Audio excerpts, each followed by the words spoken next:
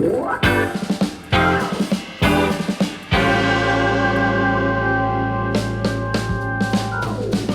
morning, everybody. My name is Phil Ike, and I am here in beautiful Grand Haven for another episode of Michigan Main Street Stories. I'm joined by my two new friends, Sharon and Jeremy, and instead of listening to me talk about them, let's have them talk about themselves. So Sharon, go ahead, introduce yourself, tell us why you are here, a little bit of your backstory.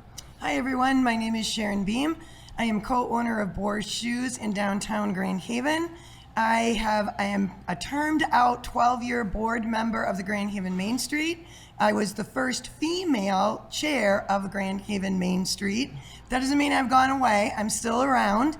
I'm super excited about what Main Street has done for our community and will continue to do in the future. You termed out. So our, wow. Our bylaws, you can serve 2 4-year terms.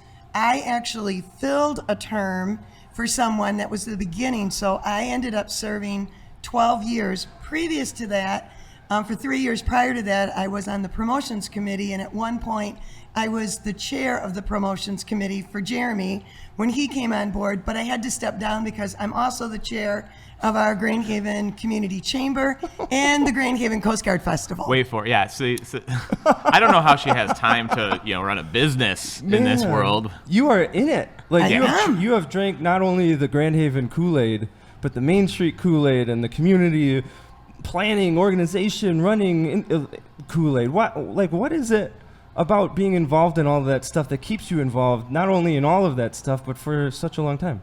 So just a little background. I'm originally not from Grand Haven. I'm Really? originally from Muskegon Heights. Oh. So unfortunately, through my adulthood and even my teen years, I watched the Muskegon Heights area deteriorate and did not, weird scenario, but when I grow up, I'll figure out what I'm actually going to do for a profession.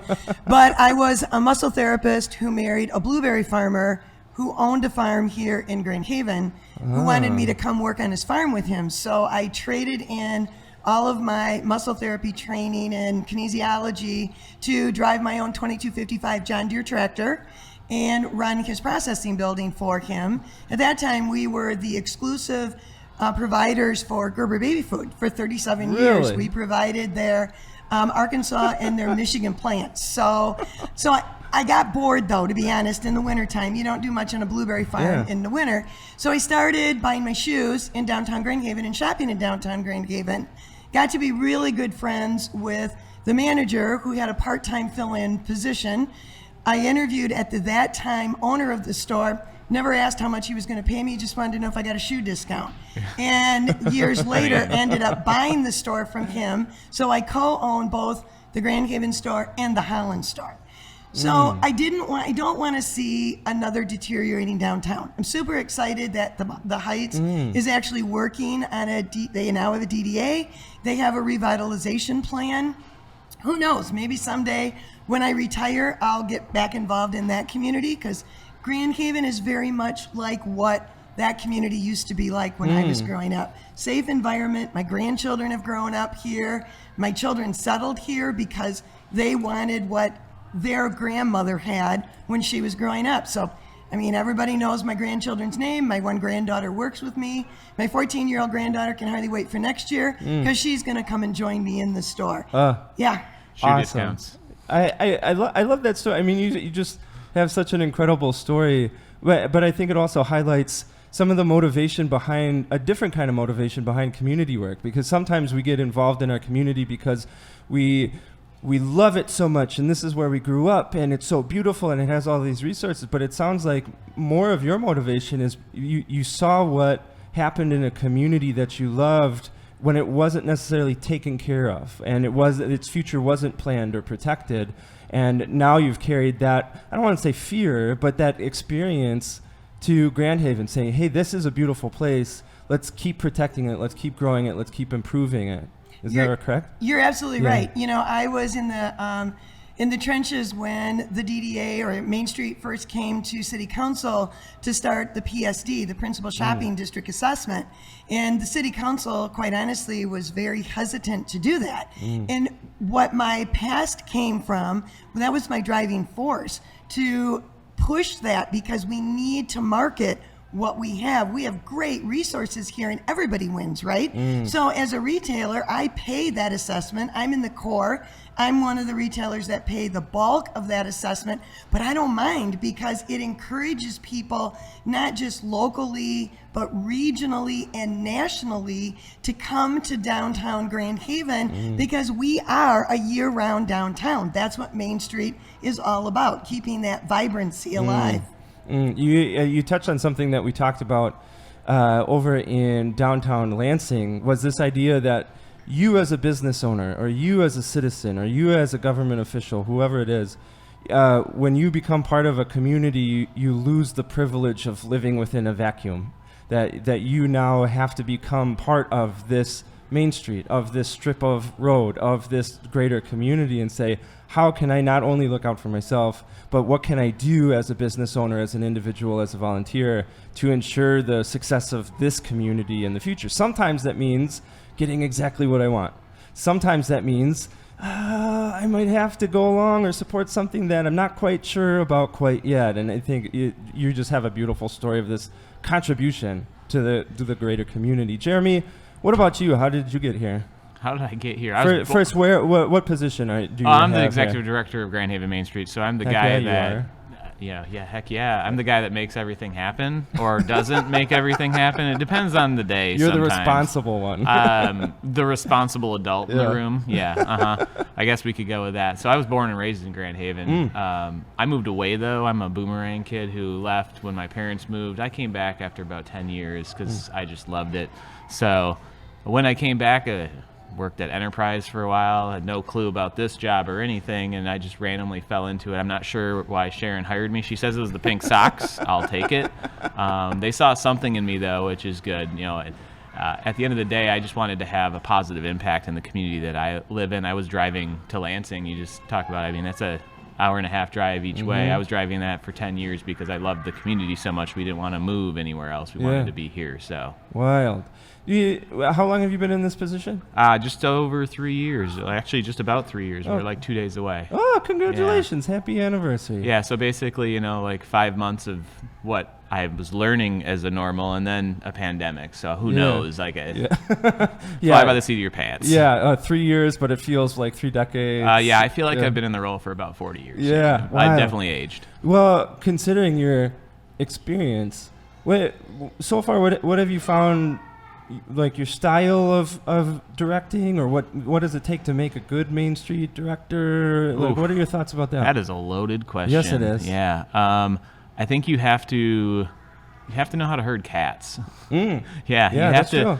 Everybody's different, which is great, and I like people. I've come from sales backgrounds and management backgrounds, but you have to have those relationships with each person separately, and you have to build that relationship. So building the rapport and the friendship, Sharon and I, how we interact is going to be different than how I interact with another business owner because they're a different person. So I think what makes a great director is the ability to have those relationships, but understand what makes each person tick, what makes that relationship work for that person. Because some people want a different level of service, if you will, or a different level of interaction than others. So being able to turn it on or off or flip back and forth depending on who you're talking to really helps, because that makes sure that everybody's in your corner at the end of the day. Not everybody's going to always agree with everything you're doing, but if they understand it's for the greater good, then hopefully they'll take your side when it comes to it. I love that, and it really connects with something that I used to be a 5th and 6th grade teacher, and one of the things I heard early on when I was teaching was, as teachers, we think that treating kids fairly means treating them all the same, but it's really, in order to treat kids fairly, you treat them individually. Yeah, I went to school to be a teacher too. Did you? So, high five. Yeah, high five. Also, didn't end up in that field long term. So yeah, but you're 100% right. That's exactly what I learned in school too. Is each person is going to be different, and one person's level of need may be different than another, and it's an equity versus equitable type of situation. Absolutely. Before we get into the nitty gritty of Grand Haven, Main Street, all of these things, Sharon, I walked into this space surprised and impressed, because I walked to the door, we're in Oddside Ales, walked to the door was locked. I sent an email to Jeremy saying, hey, the door's locked, I don't know how to get in. He says, it's a huge space. Maybe go around to the store. So I walked in through the coffee bar, and sure enough, opened up to this huge indoor space. There's a coffee bar, there's outside, there's a whole bunch of stuff. Can you give me a little bit of the backstory behind this amazing building we're in? So this building at one time was the Story and Clark Piano Factory. They used to make pianos here many years ago. It was shut down, I believe, in the 70s. Again, remembering I'm from the north, not from here. I do remember, though, when I lived in Muskegon, coming down here at one point, there was a vision from the Grand Haven, the old DDA, to make this kind of like an indoor shopping mall. So there were, and Jeremy, you probably, well, you were pretty young, but I remember it, yeah. You remember a lot of this stuff. It didn't really pan out because when people come to a downtown, they really want to shop outside in a downtown. True. So, how long has Chris been here? He opened in 2011.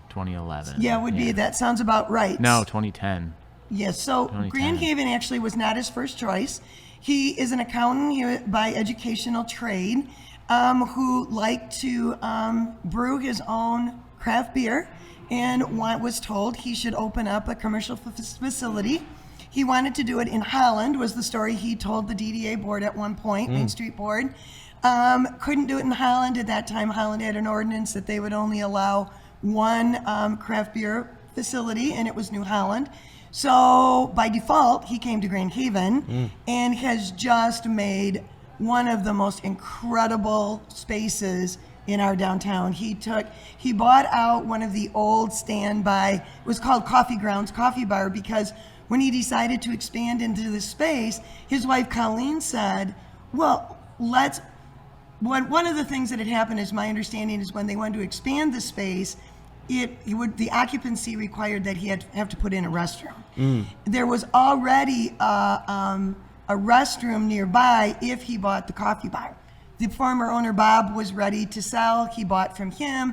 Chris is like, well, what am I going to do with this coffee bar? And Chris's wife, Colleen, who has a great can-do attitude, said, I'll run it for you. And she's just done a fantastic job. Yeah, I mean, you walk in here and you can immediately see that they have done a fantastic job. And it's also interesting, too, because Oddside has become almost an ambassador for Grand Haven, because I have never really been to Grand Haven. I apologize. I'm coming clean. Ouch, that hurts my right feelings now. a Well, little bit. I'm over in Bay City, and it's far away. I've I been to got Bay 3 City. kids. Just saying. Shame. saying. But with that being said, I have drank Oddside ales because I can go down to the beer store, down to Ideal Party store, pick up a 6-pack of Oddside, and it's almost like a foot in the door, a little like, oh, hey, this is local, this is Michigan, this is Grand Haven, and it's almost this business has become an ambassador for Grand Haven, and I love it. I am definitely, when I have time to not be here and work, coming back to Grand Haven, because it is absolutely beautiful. You come over the bridge, and there's water everywhere, and you've got these cranes, like a giant flock of cranes flying overhead. It's just absolutely stunning. That's what I saw. But question for you, Jeremy, how would you describe this community to somebody who hasn't been here? I probably wouldn't describe it as cranes, but okay. I mean, that's a good thing. There were so many sandhill developed cranes just flying over. There's like I 10 thought you of meant, them. like construction Oh, cranes. no. You know. No, like cranes like the Yeah, bird. we have sandpiper cranes. Yeah, they're there's a lot of all those. over the place. That's what happens when you live on the beach, you Yeah, know? We're right here. We've got amazing waterfront, but I think when people come to the downtown area and to the Centertown area, they're going to get a really cool shopping experience. And they understand we've got a lot of unique local retailers that are there to serve and offer really cool goods that you probably can't find most elsewhere. I noticed that also. I was flying the drone before we started setting up for this interview, and that was something that stuck out to me. I get kind of a bird's eye view of the downtown of the Main Street, and as I'm doing my pan shot, you can see the uniqueness, the individuality of all of these stores. You're not seeing franchise. Oh, there's a local franchise. Okay, there's a little nugget. It's just all of these shops that are one, very unique, but also very attractive to me, interesting to me. I'm like, oh, I'm gonna need to walk down there and check that place out. It's just a really incredible community. If you looked at communities and you said, well, this is a beautiful community, this is a successful community, a a lot of things go in behind that, a lot of work, decades of work. And one of the things in our pre-visit interview, Jeremy, you mentioned was the importance of partnerships, of how do we get different organizations within a community, different entities within the community, the people within the community to kind of team up and say, hey, this is our community, let's make it great.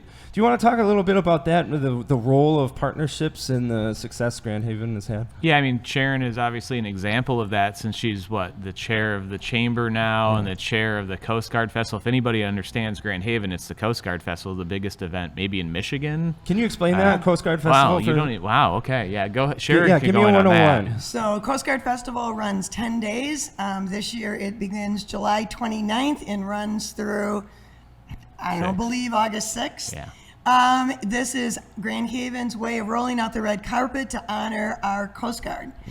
This year's theme is honoring the men and women who keep the lakes great, which is really exciting because we're also tying it into the Canadian Coast Guard, who is celebrating their 60 years of being a Coast Guard. Fun. We bring down at least 100,000 people or more. Just on one day. Just I think on that's one just day. on that Saturday. There are events everywhere. We have a kids parade, which my friend Jeremy is in charge that's of. mine. You're We have- welcome, Jeremy. We have a grand parade too. We can talk about that one. That's a bigger one. Yeah, we have a huge grand parade. We have Senior Day. We have Kids Day. We have Air Dogs. We utilize our beautiful Lynn Sherwood Waterfront Stadium. I mean, it's electric. You can have ship tours, and the Coasties come out and help. They're always there. I mean, I'm in charge of Senior Day, and the seniors in this community, it's their day to kind of shine. We do it over at Mulligan's Hollow by the Tri-Cities Y,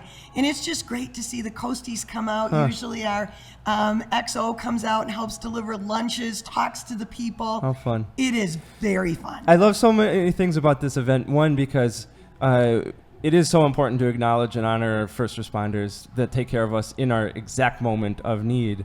But a lot of times we do that in a form of discounts or very casual things, which is great, and we should definitely do that. But here you are in Grand Haven throwing a 10-day festival to honor the Coast Guard. And the other thing I love about it too is it's a individual reflection of Grand Haven.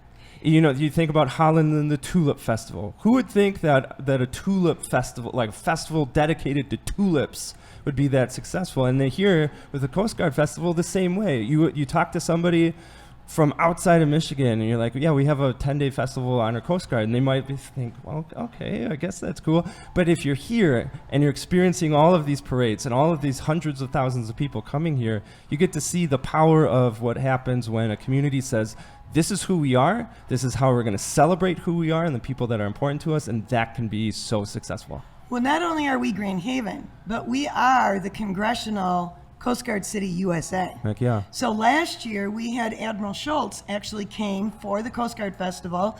Unfortunately, this year, Linda Fagan, who is the first appointed female commandant of any of the armed forces, and unable to come, but we are hoping that she will eventually be able to make it. So, and we honor the Coast Guard too we have the Coast Guard Walk of History, which is located up at City Hall, and then down at Escanaba Park. Because there's a really cool relationship between Grand Haven. I'll make it really quick, but the Escanaba was, before it sank, was stationed here in the city of Grand Haven. When it sank, the government did not have money to be able to rebuild the Escanaba.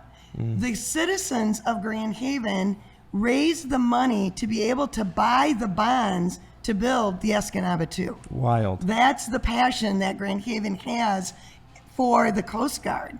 So down in Escanaba Park on Friday, the last Friday of Coast Guard, that's when we have the National Memorial Service. Wild. It is pretty incredible. How incredible. Yes. So, Jeremy, talk to me about these partnerships. Yeah, so that's obviously one huge one is having the community partner with us. We have the chamber, we have different organizations that hold events in our downtown that we partner with, because what that does is it helps us branch out. It doesn't mean that everything is on Main Street's shoulders, but it puts it out into the community too. We find a lot of volunteers. We find a lot of people who are passionate about what Grand Haven really has to offer.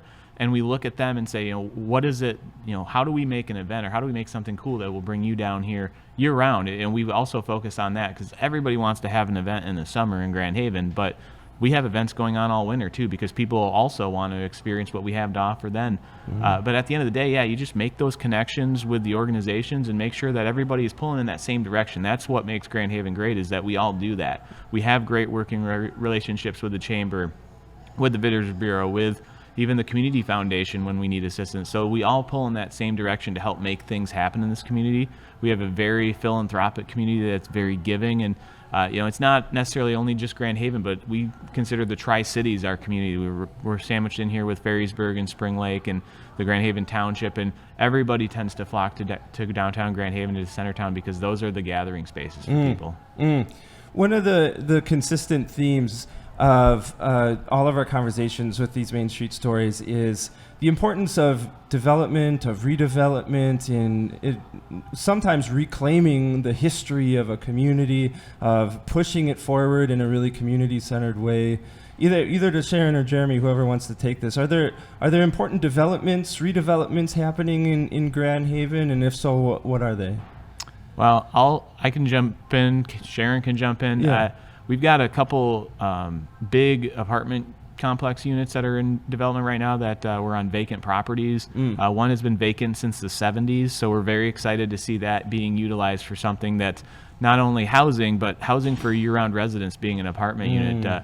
We're looking very forward to somewhere around a 70% or so increase in the people living within a 3-block radius. Wow. So it's going to be a huge impact to our year-round destination of a downtown, because there's going to be all of those more new residents looking for places to go. I've been joking with businesses, like, what you need to do is you need to go talk to their building manager, and you need to get stuff. Hey, here's a free membership to Fortino's, or just little things so they come and shop in the downtown. Like, that's how you're going to get that customer to walk in your door the first time, and then once they do, they're coming back. What a great situation Grand Haven is in this focus to be a year-round community on how do we get people to live here year-round, because with your proximity to the water, it would be really easy for Grand Haven to turn 100% tourist. 90% of our housing is Airbnb. We shut completely down in the winter because nobody actually lives here, but it sounds like you're moving in a really healthy direction. Yeah, I mean, we really want to see the year-round. That's our main focus, and we're thinking about what we're developing, how we're developing, is how can we make sure that we extend that tourist season and be open year-round. Like, we have a number of shops that are seasonal. We would prefer it to be less, and the best way to do that is put more people living there, because either people are going to want to shop at a shop and they'll have to open, or that shop may decide, well, the rent's going up too high, because they can get more from somebody who will be open year-round. Yeah, right. Any other developments you want to talk about? Oh, what else we got going on, Sharon? We have the Tribune building. Yeah, that's also our local newspaper. Back in the day when it was printed in Grand Haven, they have vacated that building because they no longer need the presses. And the really cool part about both of our developments that are happening right now is it's local people who own the property. Awesome. Yeah. So Very cool. The Tribune is being built by a local developer here in town. It's not going to be quite as large as the Peerless Flats, but also talk about Boomerang, the young lady who is the property manager, also serves on the Coast Guard Festival board with Jeremy and I. She at one time was part of the Main Street, she worked for the Tribune. She was part of the Main Street promotions committee, which is where I got to meet her, and helped her to be able to get her foot in the door to be the property manager. Again, it's just so fun to see people who have this vibrancy, and now they've already opened. Peerless Flats has opened their first building, which is full. Oh yeah, that's full. And it's so People cool love it. to walk by there and see activity. It's incredible. Yeah, nothing can replicate the energy of people seeing people doing things. Yeah. Exactly. And as far as us being a year-round, it's unfortunate for the merchants who come down here and shut down in the wintertime, because I'll be honest with you, my tourists are great and I love them, and I've built throughout the years, over 23 years, I've built a great following of people who come back every year and say, I need this shoe again, or I need that shoe again. But it's the locals who keep Boars in business. A lot of times when we get to the tourist season, I have to go out and buy more shoes because the locals throughout the whole Northwest Ottawa County, because the city of Grand Haven Main Street is not only about the city of Grand Haven Main Street downtown is the heart of the Northwest Ottawa County. We are truly the only community with a defined downtown, which is why we currently are the only Main Street. Yeah. Wild. We do have a couple others too. We got 2 Match on Main grants this past year that are under development. One's pretty much done, which we'll be visiting shortly. They're waiting on like a sign and a couple little interior things. But we had a restaurant do a huge, well, both of them are restaurants, do a huge remodel interior and exterior facade. They exposed their old historic facade, so we'll get to take a look at that. That's going to be pretty cool to see. It just had old wood paneling over it before, over brick, and they've exposed a lot of that. It looks really sharp. And then another one doing a brand new outdoor space because they're looking at being a block away from about 170 different apartment units between the 2 new developments. They said, well, how do we expand our business? We're a small building. We can't build more. Right. So they expanded outside. They're doing an outdoor patio area. They're working on all sorts of fun things. So we'll definitely be able to take a look at that too. Very excited that both of them are moving forward with their projects. That's almost $500,000 in projects between the 2 of them. So good things happening. Jeremy, earlier on you referenced this twice. Downtown and Centertown. Yeah. And I want you to tell me about that because I think it's something that a lot of our communities can relate to. So go ahead and tell me about it first. I think a lot of communities understand like different shopping districts. We have 2 of them. We have a downtown area, we have a Centertown area. They're separated because there's about a 4-block like governmental area. There's a Central Park in the middle of it. So they're 2 separate entities. Our DDA extends, a pretty large portion. When we were Main Street, the Main Street was only, when I started, just the downtown area. So the first thing I did was we have to put everybody on equal footing. I want to make sure to integrate that into the Main Street. It is part of the Main Street, but I don't want to change who they are. So when we look at the downtown and the Centertown, they used to have a adversarial type relationship where it's like, well, that's what the downtown does, not what we do type thing. And now it's very much everybody's pulling in the same direction. What's good for the goose is good for the gander, people say. Like Centertown understands they're not going to be downtown. They don't want to be downtown. They want to have their own cool vibe. And downtown wants to have their vibe, and that's great. But at the end of the day, they both realize what's good for Main Street would be both of them being successful. Like if somebody comes and goes to lunch at J-Dubs in Centertown and hits a couple of the shops, well, they're probably coming downtown too. And if somebody's downtown, people are sending them, you need a bookstore? There's 2 of them right in the Centertown area. That's where you go and grab your, so people send them to their local businesses and everybody's working together. So it's really cool to see those relationships grown in my time to the point where everybody understands like, yeah, we're all one Main Street. We're all one. We're going to have our cool vibe, you're going to have your cool vibe, and that's okay. Again, it echoes a part of our conversation in downtown Lansing because they've got downtown Lansing, they've got Old Town Lansing, and they've got Rio Town. Yeah. And Kathleen Edgerly, the director there, said exactly the same things, is if we approach this, our community, as 3 separate entities plus other neighborhoods and things like that, we're not going to win. And so we have to expand our thinking from beyond this is our 6-block corner of the universe. We can't talk to those people. We can't work with those people. They're across the bridge or they're down the road a little bit. And so, Jeremy, I love your foresight in saying we're drawing these boundaries in kind of a weird, negative way. How can we expand that and say, we should all work together. We should all win this thing. We should all grow a community that we want to see. Yeah, I mean, and we're all, it's 6 blocks or less, at the most. So it's walkable. It's something where we should be saying, oh, you need men's clothes? Well, there's a really cool handmade shop in Centertown. Here's the address. Oh, you need shoes? Here's Sharon's place. Oh, you want to go and check out some unique T-shirts, bags, etc. Marushka has some amazing prints. So it's just sending them to those local shops and making sure that we're all championing each other. That's how we're going to be successful. We want to make sure that people who are visiting our community understand that we're a very loving community of everybody and that we're loving of our local shops. Was it difficult to expand the boundaries and get people to say, hey, tell me about that process? Difficult. I'd say the most difficult part was making sure that I could build the relationships with all of them. It's a tough game.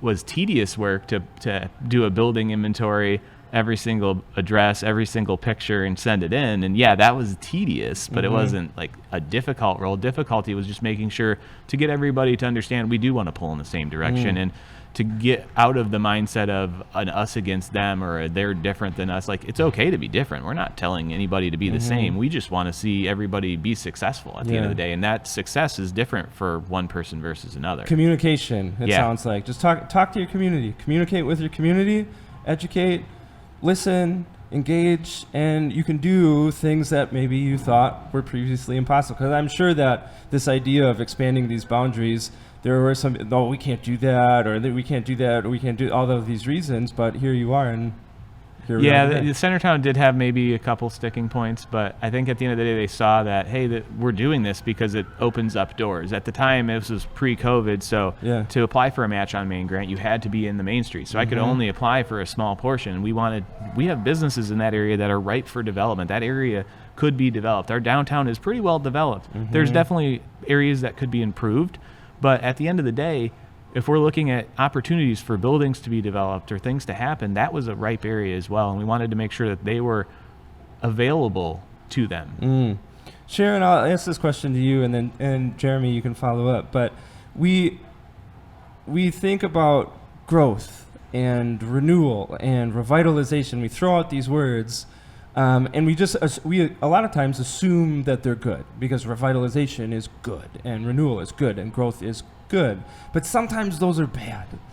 Sometimes you can have a lot of growth and you end up disintegrating the culture of a community or the fabric of a community because you just were saying yes to everything, and you wake up 20 years down the road and now you have a completely different place than when it started. So Sharon, the question for you is, looking at the growth, at the renewal, revitalization, improvements to Grand Haven, what does it take to do those things well? What does it mean to have good growth, good renewal, good revitalization?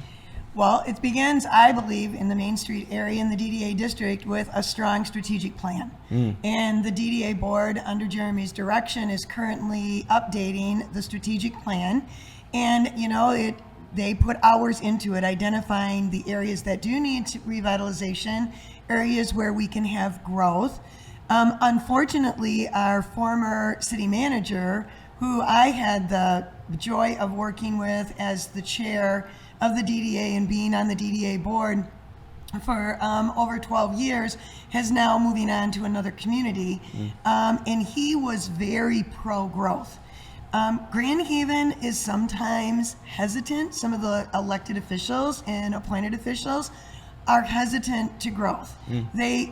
You really have to educate them on the big picture.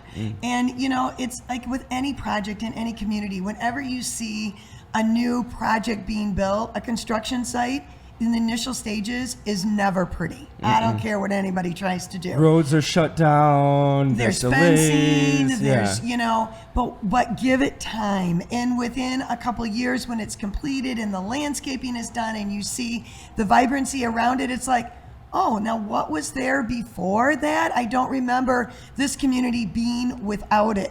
So that's the biggest, I think, one of the largest challenges for the Main Street Board and Jeremy and stakeholders like myself who've been around for a long time, is getting ahead of that fear and convincing I know that one of the projects that we had done during my time of being chair was Franklin Row. It's a beautiful set of row houses on Franklin Street, just one block east of my store. And, our planning commission was hesitant because they thought that should be on the ground floor retail. And educating them like, no, on a back street like that, that's not a retail area. What we need are these gorgeous row houses that are going to bring people downtown year round.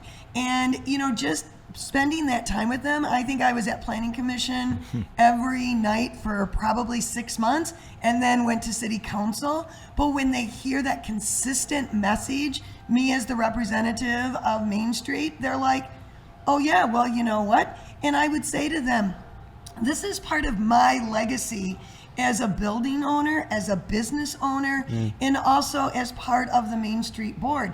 I know these buildings aren't going to go away in a year. We can't say, oops, we screwed up. No, these buildings are going to be here for years. I want what's best, but I also know we need new growth in here. We need a boutique or some sort of hotel in Main Street, because there is so much more we could do as an organization, especially in those shoulder seasons. We do a fabulous event called Wine About Winter. It's on a Friday night. Our bed and breakfasts are full that are down here, because, people are tasting wine in all of our venues, not in like places like Oddside, but in my store. Jeremy and the team put a ton of work into that event. No work involved in Yeah, that. What right. are you talking about? We could expand that for a weekend. We could have, owning a store in Holland, I see Holland's Girlfriend Weekend. It is an explosion, but what makes it key is they can stay right downtown. We've tried the Girlfriends Weekend thing. It just doesn't work. Come to downtown and explore the Girlfriends Weekend. Oh yeah, can you stay in a surrounding community? Because we really don't have the capacity. So as far as like new development, I think that's probably what you're going to see in the strategic plan. Like number one, that's where we need to go. Yeah, a good point with hers too is when she talks about convincing or talking like, this is the right type of project, we want to make sure people understand we're not strictly pro-development and just do whatever. It needs to be the right project for the right space. It needs to fit with the neighborhood. We want to see if there's buildings already existing, the historic renovation of those rather than just scraping and building new if possible.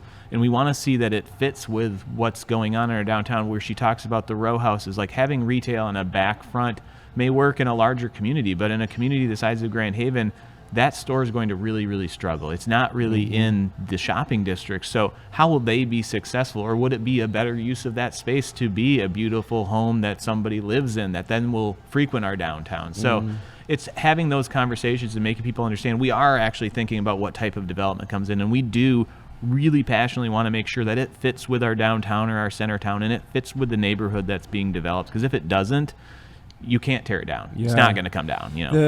When in my conversation with Old Town Lansing, they were in a similar situation, grappling with 80% business vacancy, and there were developers that came in specifically with one building, saying we want this building, and they had to make the tough call to say no, because they saw right away that developer wasn't going to fit their kind of weird, artsy, creative vibe, in their own words. They wouldn't contribute to that. And so on the outside, it would be really easy to say, you made a mistake, we need that growth, we're 80% vacant. But here we are today in Old Town Lansing, 90% full, wait lists in all of their buildings for businesses that want to come in. And at the same time, they are still them. They are still Old Town Lansing. They are still this little pocket of a community that you go and you can experience a culture that is different from downtown Lansing or Rio Town Lansing or anywhere else in the state. Absolutely, yeah. I love Old Town. I probably went there once a week when I worked at the airport. So yeah, and imagine if they kind of gave into this almost nervous panic. Oh, we got to grow, we got to fill, we got to go, and they would have lost so much had they not really curated. I think that's a word that I thought about when you were talking, Jeremy. Curated their downtown and say, how can we make good decisions, not just yes decisions.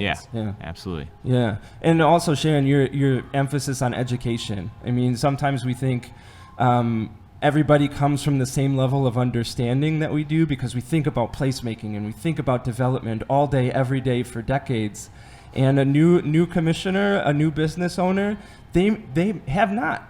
And that doesn't mean that they're dumb or stupid or a naysayer. That just means we have to educate and we have to communicate and we have to say these are the reasons why shutting down a block for a social district is so important. This is why this is important. It just takes a little bit of education. And I guess that's a segue into my next question. Placemaking kind of got shoved to the forefront in a lot of communities during COVID. It almost forced us to re-examine our usage of space, because now we can't just hide indoors, but how are we going to help people survive, businesses survive? Any kind of placemaking efforts here, social districts, public art, things that you want to point out? Yeah, so all of it. Yeah. Yeah, all of it. Tell me about all of I'll it. tell you about all of Yeah. it. So yeah, we have a social district now. That was a pretty heavy lift getting that approved, but we actually have a social zone part of the district. So our district is our downtown area. There's a lot of legalities as to who, but we have like 13 different locations. Only one opted out, basically, which is good. So we have really high participation in who can serve in it. And then in past years, like when COVID hit, the first thing we did, Pat, the old city manager, me, and one of the building owners downtown, who's a former, I think he's former chair, Steve was a former chair, right? Steve Loftus. So he and me, Pat, got together and said, what can we do about recovery? We expect, this was like probably April, early April, we expect to be able to open again, but we don't know how. Like, are we going to open at 50%, 25%? Nobody knows. There was whispers that the social district could be on for summer, but most likely that wouldn't get approved until like July, and we can't miss that much time, because even though we're at the beginning of a pandemic, nobody knows what to expect. We also know people are probably going to come here. They have summer homes here. They're still going to plan on coming to Grand Haven. How do we best serve them, keep everybody safe? And we talked it through and came up with some unique plans of, closing maybe half of a road is what we ended up settling on, giving the restaurants space to expand outdoors so that they could have their space out there. And we did it for a couple of years. So we did that in 2020, 2021. It was very successful. Each of the businesses were very thankful that they had the ability to expand out there. We gave retailers the chance to expand a little bit, but the capacity issues really affected our restaurants more, and that's where we created some of the vibrancy this year and the outdoor expansion. We asked for the whole road this year. We said, let's just get crazy. If we got crazy, what would we ask for? And we asked for that additional space on the other side of the road because our retailers in that block had some issues with, how do we get people to think that we're open? If a restaurant's closed at lunchtime because they just can't staff it, that block might look dead. How do we create that openness? How do we create a more vibrant space? So we asked, let's close it down both ways. Let's put out some additional picnic tables. Let's add some vibrancy in our own area. Let's put some live music down there. Let's encourage busking. Let's buy some, yard games and just make a fun space that people can go and gather. It's not a reserved to one of the restaurants. It's open to anybody. You can bring a picnic. You can grab to go. We prefer you grab to go, from one of our great restaurants. But if you want to bring stuff from home, that's totally fine too. Sorry to interrupt, but Yeah. I just want to point out, because this is the first time this has really come up, is that these small little actions, yard games, saying to musicians, come down and play music for an hour. These little low-cost, low-effort things can make such a huge difference. Sometimes we think placemaking has to be huge public art. It costs $1 million for this mural, or we've got to create this, or like these huge multi-year projects. But here you can run down to Meijer or Target and buy some cornhole, and now you've done placemaking and you've filled the space and you have people doing things. Yeah, we have cornhole. We'll have a total of 7. I think I have 4 out there now. The owners of Long Road here in town, his wife makes them, so we contracted with her to have them made. Those are the types of giving back into the community too. They're working with us. We do a lot of placemaking in that area, and we put those out. They've been nonstop. People are probably playing right now. We probably walk out there and see people. Like I was down. My mom's birthday was on Wednesday, so we went out. Happy to her. birthday, Mom! Yeah, we went out to her favorite restaurant for Cano's not necessarily in the downtown. It's just a pizza place. Best pizza she likes in what town. She likes, exactly. And the pizza's great. Well, Come on. trust me, it is amazing. So we went there, and then we said, let's go downtown after for another drink. So we came down, we played cornhole. 10:30, the musical fountain's going. It is packed. So those are the types of things like, that tells me we're kind of going in the right direction. Awesome. Having the forethought of understanding too, it's not always perfect. So how can we better it next year? How can we listen to our stakeholders, find out what did work, find out what doesn't work, and improve on things that don't work to help those stakeholders? That's why we created this space this year. Is our stakeholders at retail said, hey, it looks dead down here. How do we make it look alive? Well, this is our plan. We'll see how it works this year and regroup. And maybe it comes back next year. Maybe it doesn't. That's up to city council on the request. But we will probably come up with a plan to at least request something. Yeah. Tell me about one more placemaking thing. Well, we've got different art out front. We painted all sorts of different things. We've done murals. We did murals on the barricades that are closing the street, basically. So we had a artist from Christina Hutton, 10 Finger Fish. She did a bunch of the barricades. But really, at the end of the day, we do flowers. We do banners throughout town.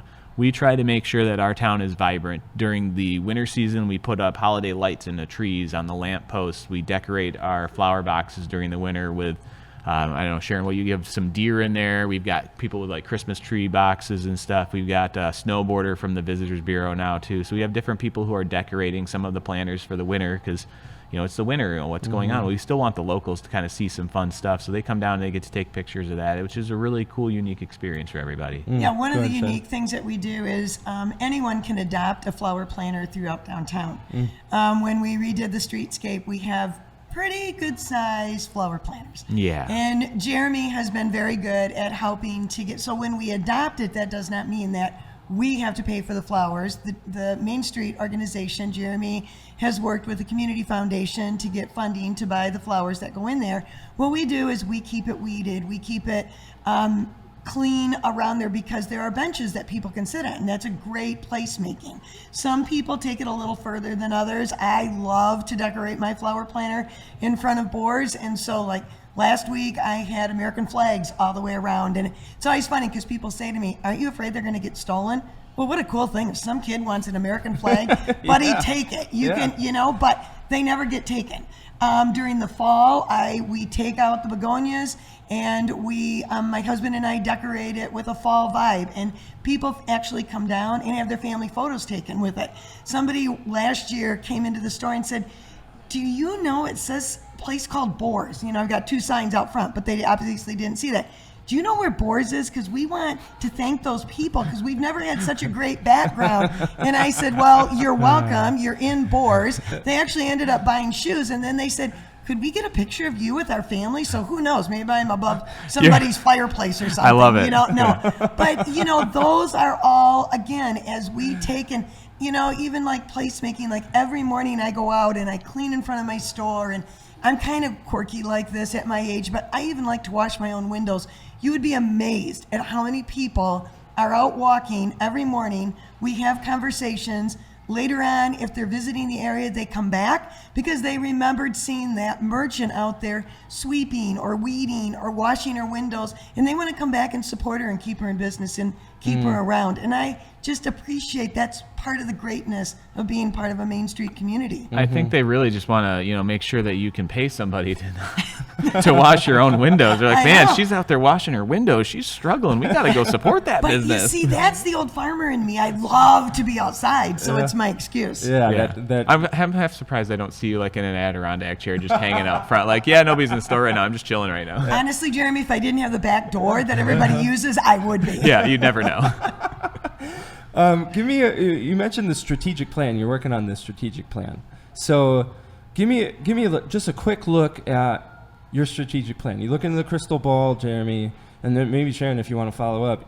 What is the plan for Grand Haven's future? What's the need? What's the necessity? What's the action? Oh man, we are so early in this stage. We haven't really identified much yet. And I mean, Yeah. if I'm going from mine, I can tell you, but the board may have different opinions too. But I think that we need to continue focusing on development. Now, again, I don't mean like huge developments. Small developments are great. That's what we're focused on. Making sure that the development is right for the area and making sure that our vacancy rate continues where we're at. We're in a really good spot. So sometimes you want to make sure that you just continue doing what you're doing. We're doing a great job. Now, that's not to say like we wouldn't like different stores coming in at times. I have a pretty long list of people who are on a wait list basically saying, hey, if you've got vacancies, let me know. This is the business I'm trying to open or operate. But we're in a spot where they don't always get the spot that opens because it's a cutthroat market right now. Yeah. And whoever has that highest bid sometimes is the one that wins. It's not necessarily what we want to see, but that's kind of what's going on. But just making sure that you curate that list, making sure that you have, hey, these are the people that are interested in moving. Like I have a business who's interested in moving into downtown that's already operating. We're looking at development opportunities for a little bit of the waterfront area, the old Chinook Pier area, which we had to tear down in 2020 due to mold issues. We're looking at possible incubator space. Like how do we encourage a small business to just give it a go and see? Because if they give it a go and it works, then we're moving a successful business in, and we're not in this, it's a new business. 50% of new businesses or more The probably turnover now can be is killer, yeah. crazy. It's within 2 years they're closed, and you don't want to see that. So we're trying to create some spaces where somebody can give it a try it out on a small size basis that they can afford, and then either they have something that doesn't work and that's okay, or they have something that works and that's great, and then we can start moving them into the downtown. So it basically solves any future issues you may have with vacancy by having those successful businesses ready to go. So having been involved in the strategic plan much longer than my friend Jeremy, Yeah. Ooh, I you're think pulling rank She here. could pull rank. I am going to pull rank because I love Jeremy and I want him to keep his job. But Yeah. I'm hoping that first and foremost that the DDA, the Main Street Board, is looking at a new streetscape project for our 7th Street corridor, because that really needs to be number one. Finding some grants, finding some money. We did the Washington Street portion of that from Beacon to the railroad tracks, but quite honestly, 7th Street, especially because 7th Street is prime for some revitalization, that's part of how we got the downtown done, Yeah. because it was prime for revitalization, but our infrastructure was old and we needed to look at that. So in my 12 years being involved in the board, my promise to the Centertown people was every time we update our strategic plan, first and foremost on the top list is redevelopment of that 7th Street corridor. So Sharon knows that we have the plans on a shelf for that. We talked about that just like right at the beginning of COVID was when it kind of got finished up.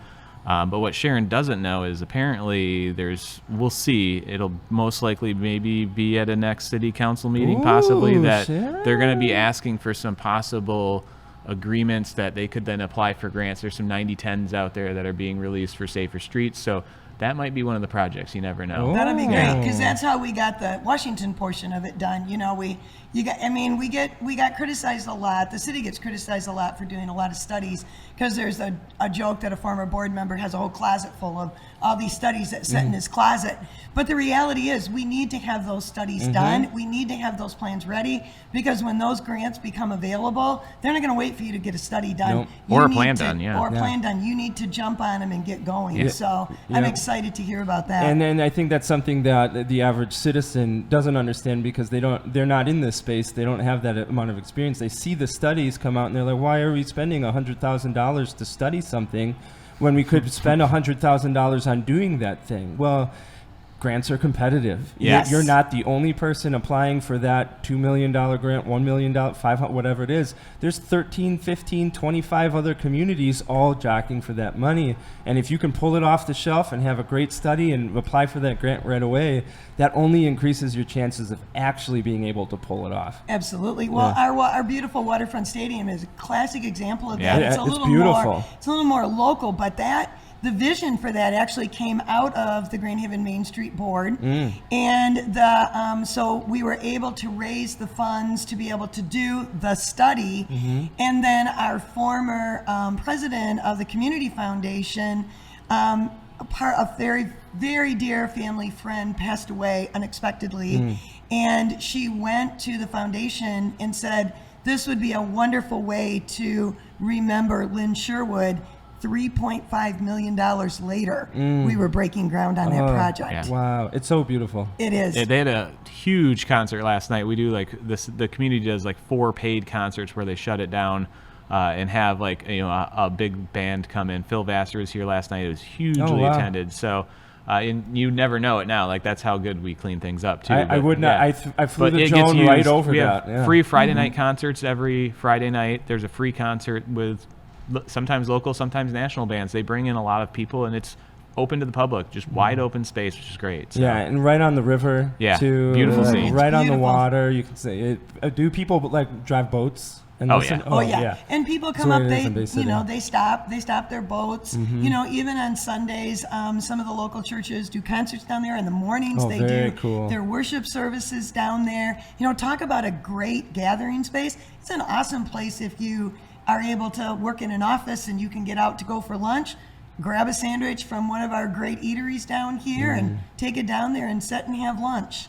Last question, and this is for both of you. And as long as I'm talking to you, Sharon, I'll throw it to you first.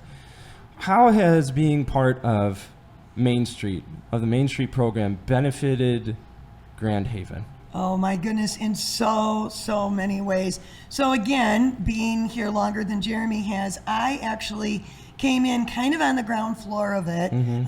We have the story of the men in tuxes. Some of the local businessmen actually went to Lansing, solicited for Grand Haven to be a main street.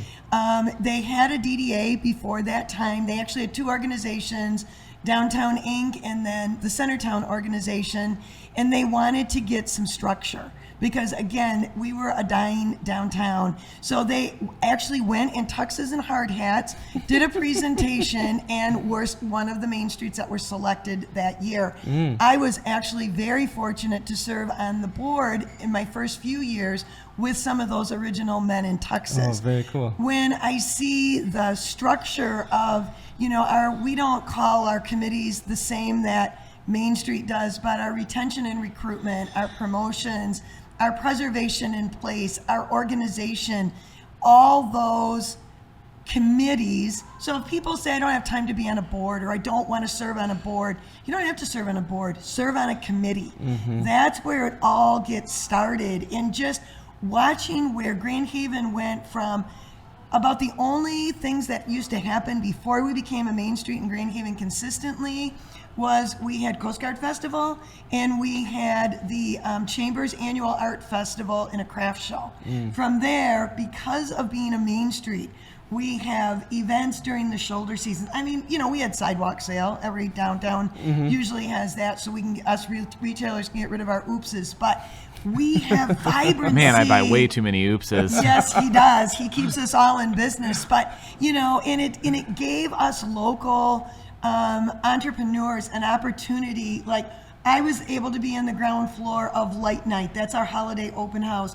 I was able to help establish Wine About Winter. Our first Wine About Winter was our biggest oops, but that was a huge success. There was a couple of us, our former DDA director and another friend of mine. This was when our snow melt system was new. So we thought we got to get people on the snow melt system. We got to showcase it. So we decided to do this Wine About Winter. Well, we didn't understand liquor license. So we thought if we got one liquor license, it would cover all the venues. Oops. Public safety came down and shut it down at 5 o'clock. It was supposed to start at 6. No. So I get this frantic phone call from these gals and they're like, what are we going to do? I said, well, we're going to keep it going. At that time, we partnered with the restaurants. They were going to supply us with our appetizers. So I sent my husband out to get the fixings for what I always call the Baptist punch.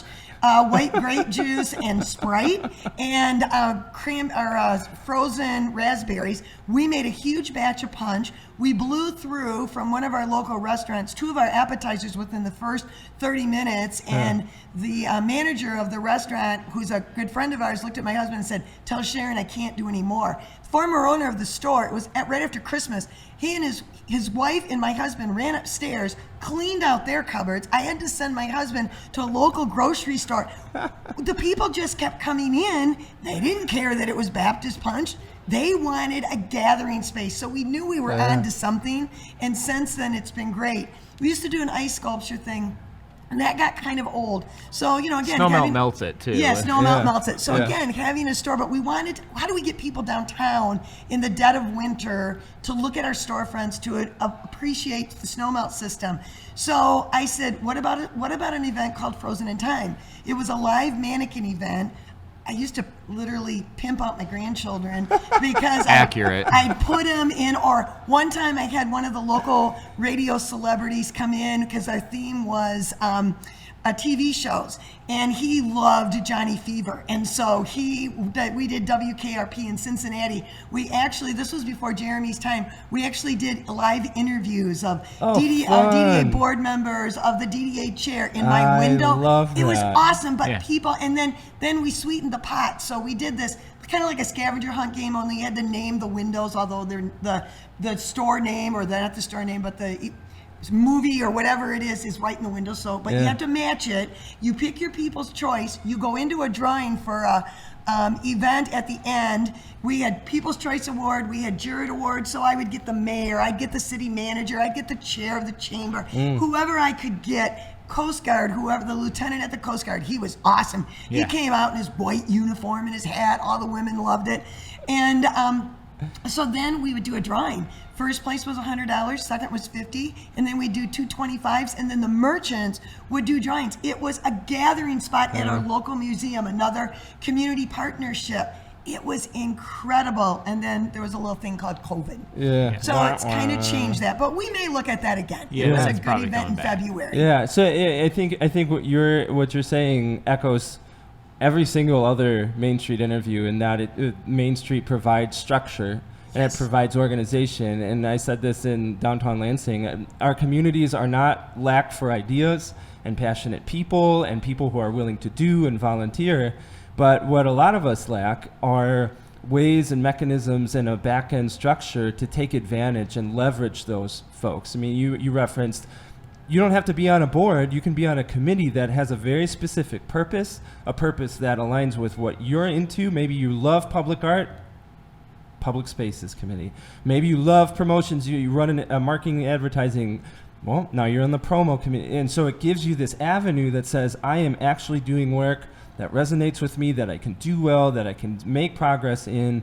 I don't necessarily have to engage in a way that I feel like, oh, this is kind of a waste of time, or I don't understand it, or I don't feel useful. And Main Street provides that organization. Jeremy, what about you? How has Grand Haven either benefited you as a director or Yeah. as a community? So I think you're spot on with the organization.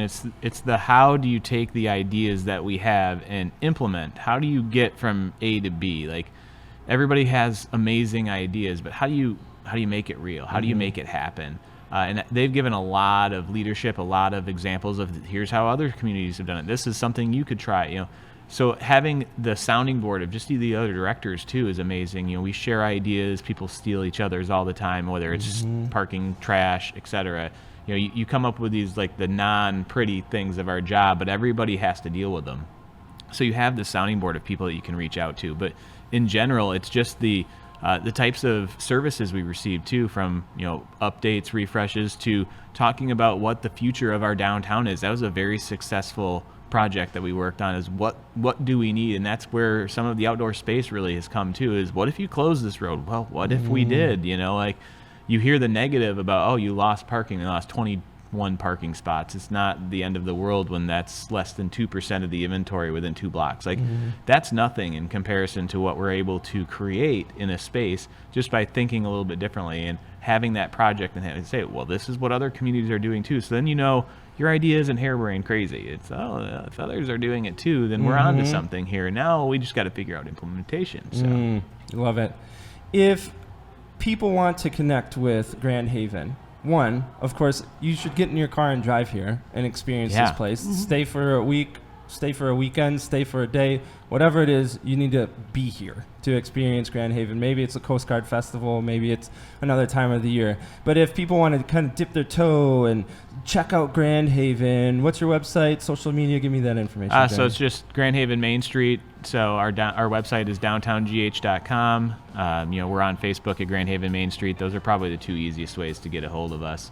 You can message us. You could call us. I'm not going to throw my phone number out there, but it'll be on the website. No late night text messages. There's Jeremy, a fax what should I machine do? somewhere. I don't know. Now, Jeremy gets the late night text messages from me. From building owners, from Sharon people can saying, have a monopoly on Jeremy's phone number. You guys go to the website. You guys go to the Facebook page.